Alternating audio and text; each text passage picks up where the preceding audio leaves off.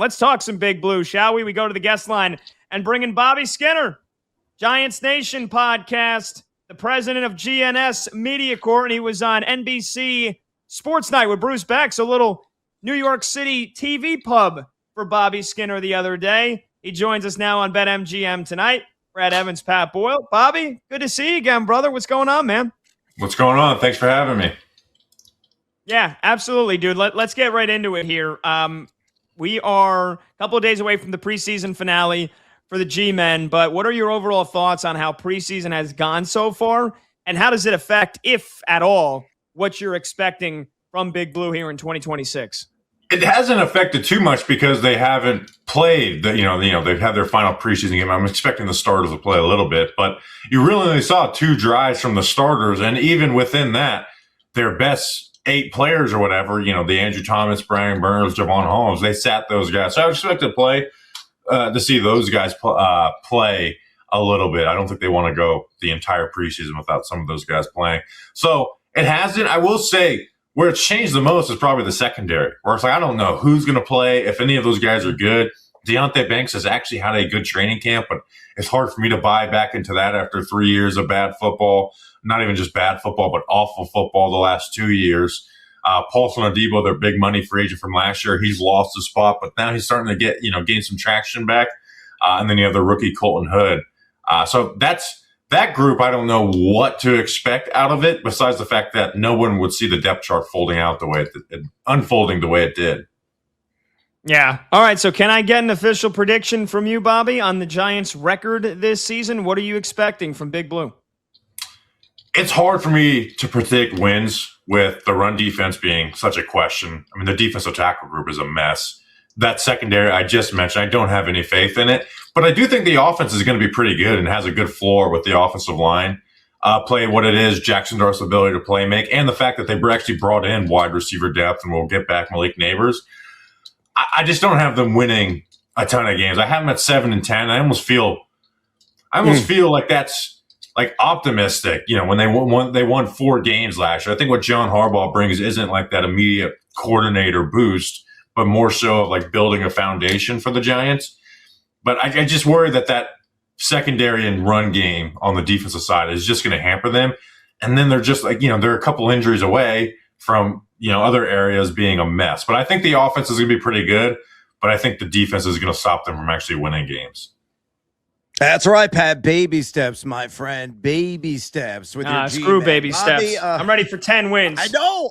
Me too. Hey, Chris Mara said it on the radio the other day. Like, the expectation is to win. The Giants need to start holding themselves to higher standards. So the expectation should be the win. But for me, watching it, I just don't see how that defense gets through this year unless that pass rush, which I do believe in, really, really takes over for them. Well, let's talk the offensive side of the ball, Bobby. Cam Scatterbo hasn't made a whole lot of new friends this summer during training camp and team practices. John Harbaugh said yesterday Scat is, quote, infectious, end quote, in good and bad ways. The running back has irked defensive teammates by being too aggressive and too contact-heavy in practice. What's the estimated temperature on him behind the scenes? Also, with Tyrone Tracy in the doghouse, do you think Najee Harris, who they just signed off the street, starts at least a couple of games this season? Break down the running back room for us. Well, I hope Cam Scatterbo is annoying some of the defensive teammates. Like, the act, the quote unquote act that's being tired, that act is playing his ass off and running through people. And that act helped beat the Eagles last year. And, one of the Giants' only good moment of the year for the most part. They won 4 games. That game felt like they won the Super Bowl. That was a big part of Cam Scatterbo. Whose act isn't getting tired of is the quarterback, Jackson Dart, who also the Giants are putting their hope into. So, yeah, I would hope my running back is starting to annoy people with the way that he plays physically.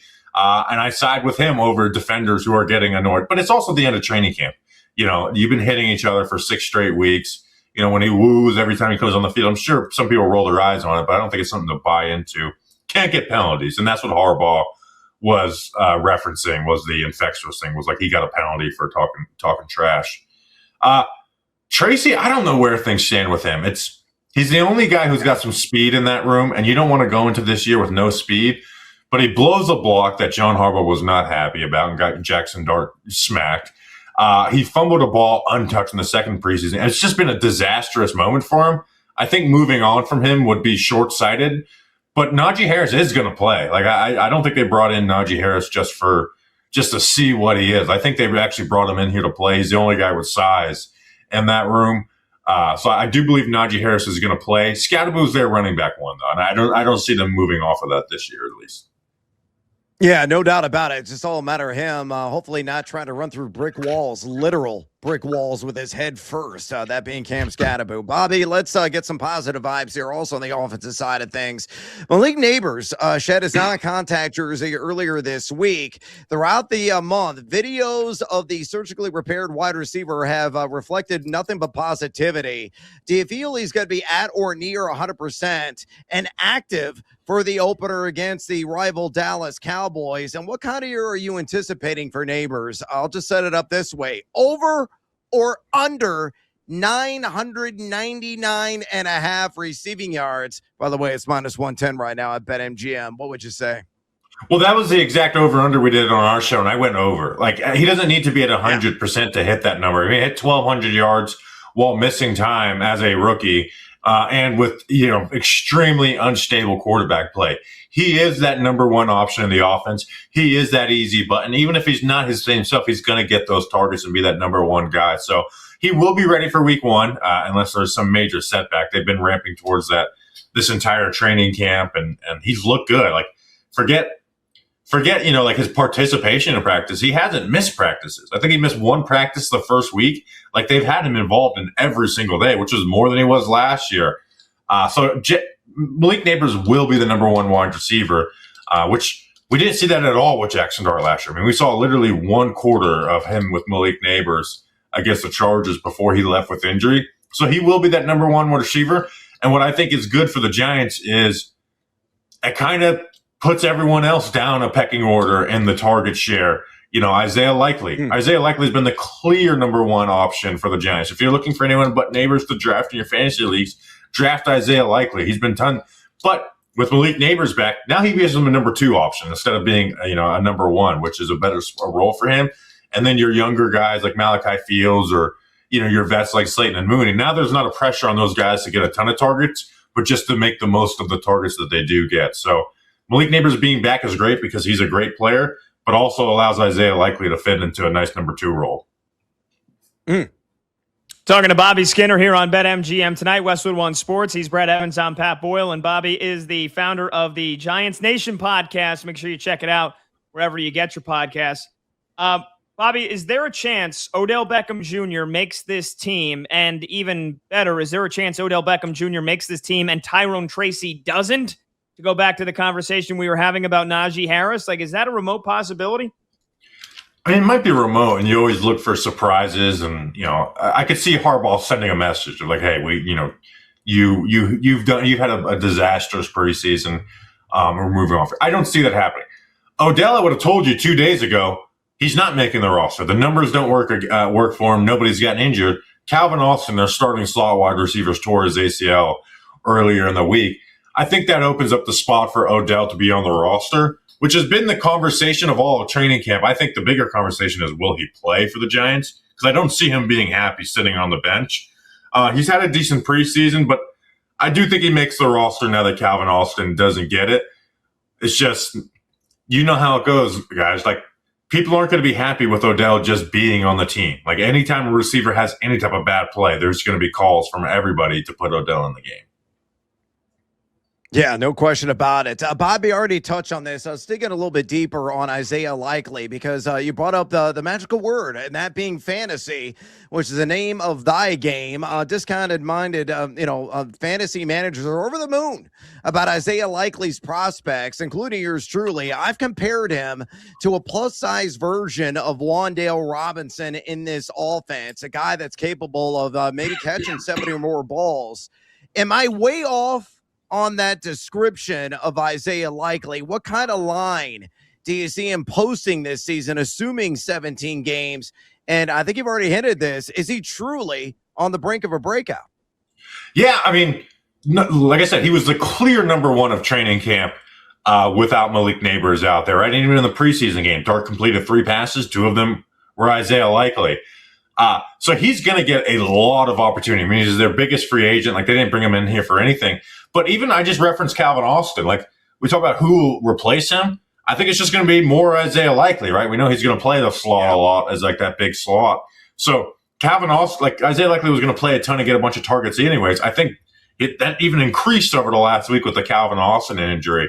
You know, we created our own over-unders. I put his at 650. Usually I'm actually pretty like realistic. I went over on that. I think he's the clear number 2 target in this offense, like clear and away. I don't see anybody else being that other than Isaiah Likely. Does that mean great things for the Giants? I don't know, but it does mean great things for people that, you know, draft him in fantasy in this upcoming week. Oh, no doubt. Oh, hell yeah. We're talking to Bobby Skinner of Giants Nation podcast here on BetMGM tonight. All things Giants. Bobby, how have the 2 first-round draft pick rookies looked? What do you expect from them this year? Arvell, Reese commanding the linebacking core, and Mauigoa slotting in at starting right guard. What have you seen from those 2 guys so far in camp and preseason? Reese is one of those guys, when you see him in person, you're like, okay, I get it. I mean, he's just 6'4", chiseled. He runs like a freak. And you saw in the preseason games, his hands just pop guys, right? I think he's had 2 times where he's met a fullback in the hole in preseason games, and both times the fullback has landed on their ass. So like he brings that pop. So, and I think the Giants are putting him in a spot with Jermaine Edmonds there where it's like, hey, just go, right? We don't want you overthinking this. Just go. Francis Mauigoa missed a second preseason game dealing with a stinger. I think he's going to be solid, but I think he'll have some rough patches, as most rookie offensive linemen do.